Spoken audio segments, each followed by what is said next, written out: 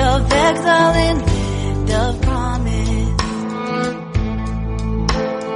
Land of valleys and land of mountains.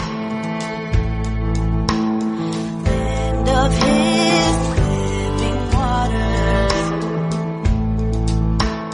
Shofar will sound and we will go home.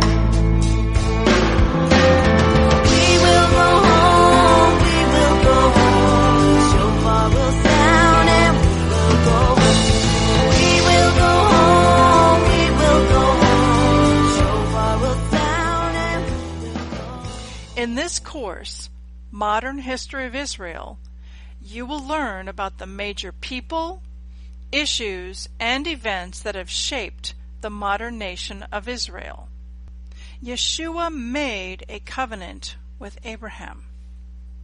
In Genesis 17, verses 7 and 8, it is written, "And I will establish my covenant between me and you and your seed after you in their generations for an everlasting covenant, to be a God to you and to your seed after you. And I will give to you and to your seed after you the land wherein you are a stranger, all the land of Canaan, for an everlasting covenant possession, and I will be their God." This is the covenant promise that Yeshua made with Abraham and with his descendants as an everlasting covenant. The eternal destiny of the nation of Israel is linked with the covenant that Yeshua made with Abraham. In the end of days, every person on earth will need to decide if they believe and embrace the covenant that Yeshua made with Abraham, or if they oppose it. How will it be opposed? It will be opposed when the nations divide the land of Israel and the city of Jerusalem through the embracing and creation of a Palestinian state. The dividing of the land of Israel and the city of Jerusalem brings about Jacob's trouble. Jacob's trouble, from Jeremiah chapter 30, verse 7, is a term associated with the tribulation period because of a conflict between the house of Esau and the house of Jacob over the land of Israel.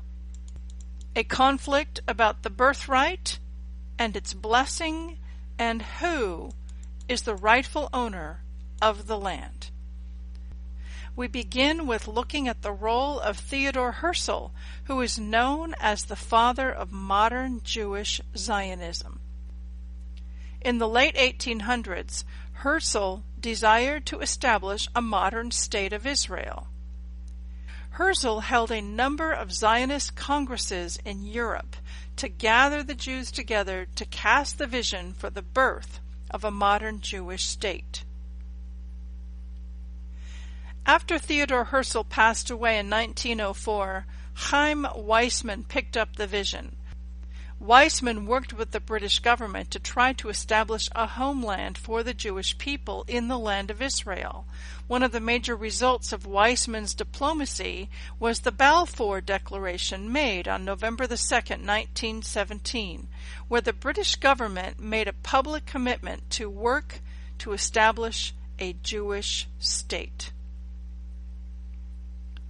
In this course, we will also look at the contributions of the first Prime Minister of Israel, David Ben-Gurion, and in the founding of the State of Israel, and the role that World War II and the Jewish Holocaust played in the founding of Israel.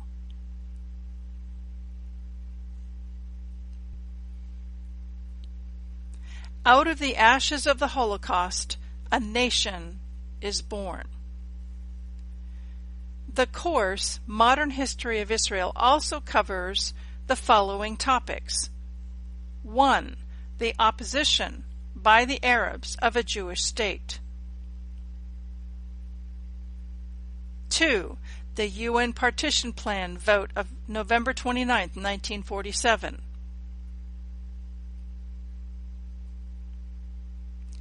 3. The birth of secular Israel on May 14, 1948. 4. The wars of 1956, 1967, and 1973, where the Arabs tried to eliminate the State of Israel.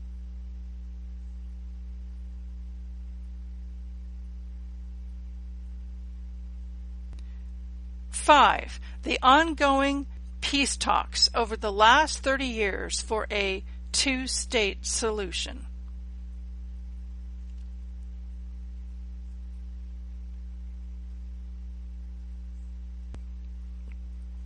The formula Land for Peace is actually a phased plan for Israel's destruction.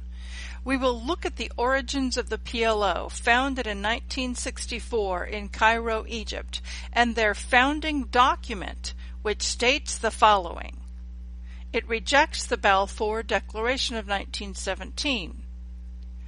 It rejects the UN Partition Plan of 1947. It rejects the Jews' biblical claims to the land of Israel. It denies the right of the Jewish people to have a nation.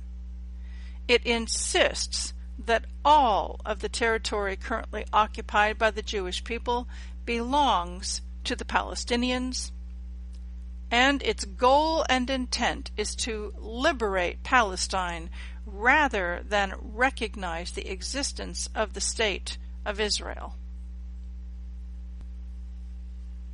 Because the Arabs were defeated by the Jews in the 1967 and 1973 wars, the PLO came up with a new strategy to defeat Israel.